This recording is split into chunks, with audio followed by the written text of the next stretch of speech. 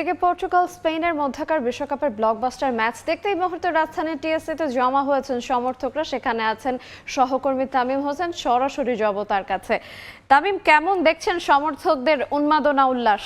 আসলে সবচেয়ে বড় ম্যাচ কিছুক্ষণ পরই অনুষ্ঠিত হবে এবং একই সঙ্গে আসলে বলা যায় যে আসলে এবারের বিশ্বকাপের সবচেয়ে বড় ম্যাচটা অনুষ্ঠিত হতে যাচ্ছে এবং রোনালদো, যার জন্য আসলে বাংলাদেশের অধিকাংশ মানুষের যে ভালোবাসা, সেই ভালোবাসার মানুষটা কিছুক্ষণ পরই আসলে মাঠে নামবেন এবং সেখানেই আসলে বোঝা যাবে যে আসলে রোনালদোর যে বিশ্বকাপ যাত্রাটা সেটা কি এখানেই শেষ হয়ে যায় নাকি এই পথটা আরও লম্বা হয়। কিন্তু আমরা যদি বলি যে আসলে প্রতিপক্ষ স্পেন এবারের আসরের হট ফেভারিট এবং তারা বিশ্বকাপের অন্যতম দাবিদার এবং তারা আসলে তাদের যে বিশ্বকাপ জয়ের স্বপ্নটা সেটা কিন্তু পূরণ করতে সর্বোচ্চটা উজাড় করে দেবে এবং লামিন ইয়ামাল এবং নিকো উইলিয়ামসরা, রদ্রি, পেদ্রি তারা কিন্তু আসলে সর্বোচ্চ চেষ্টা করবেন তাদের যেই বিশ্বকাপ জয়ের স্বপ্নের যে পথের প্রথম এই বাধাটা পেরিয়ে সেই পথে এগিয়ে যেতে। তবে রোনালদোর পর্তুগালও কিন্তু আসলে যেহেতু রোনালদোর শেষ বিশ্বকাপ, সেক্ষেত্রে কিন্তু তারা চাইবে আর আসলে সর্বোচ্চটা উজাড় করে ম্যাচটা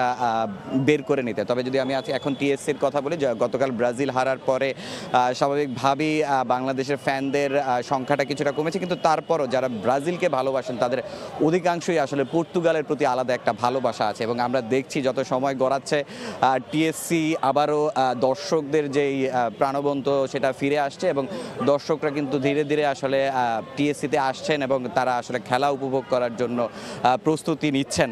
আমরা যদি দেখাই যে এখনই আসলে অনেকটা ভরে গেছে, তবে এই যেহেতু এখনও প্রায় 1.5 ঘন্টারও বেশি সময় বাকি রয়ে গেছে খেলা শুরু হতে, তো সে জায়গা থেকে কিন্তু আসলে তাদের আসলে মানে 1.5 ঘন্টার 1 ঘন্টার কিছু সময় বেশি আছে, তো সেক্ষেত্রে কিন্তু তারা চাইবে আসলে যত সময় আসবে তারা কিন্তু আসলে আসবে এবং খেলা উপভোগ করতে চাইবে এবং আমরা জানি যে আসলে রোনালদোর জন্য এই পর্তুগালের প্রতি ভালোবাসাটা সবার বেশি। তবে মাঠে আসলে রোনালদো এবং ব্রুনো ফার্নান্দেসের যে কমিউনিকেশন গ্যাপ যেটা রয়েছে সেটা কিন্তু আসলে পর্তুগালকে পুরো আসরেই ভোগাচ্ছে।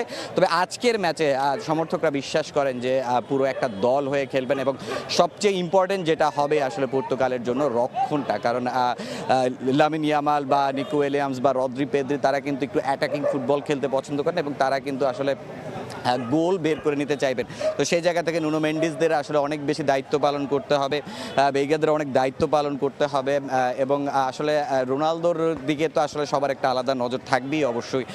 সেই জায়গা থেকে রোনালদোর কাছেও আজকে প্রত্যাশাটা অনেক বেশি, কারণ গতকালকেই যদি রোনালদোর যেই সংবাদ সম্মেলন ছিল সেখানে কিন্তু আসলে রোনালদো এক প্রকার তিনি কিন্তু বলেই দিয়েছেন যে আসলে এবারের বিশ্বকাপটাই তার জন্য শেষ। তবে আন্তর্জাতিক ফুটবলটা এখনও তার হয়তো বা আরও 2-1 ম্যাচ তিনি খেলতে পারেন।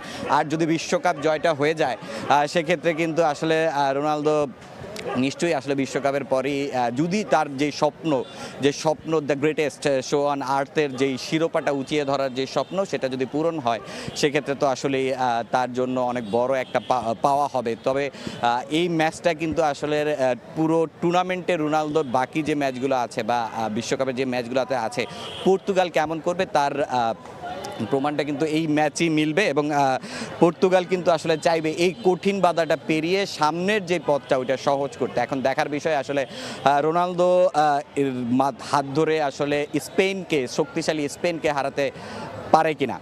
তো টিএসসি থেকে বাংলাদেশের ফ্যানদের স্পেন এবং পর্তুগাল ম্যাচ নিয়ে বাংলাদেশি ফ্যানদের উন্মাদনা নিয়ে এই ছিল আমার কাছে সর্বশেষ তথ্য।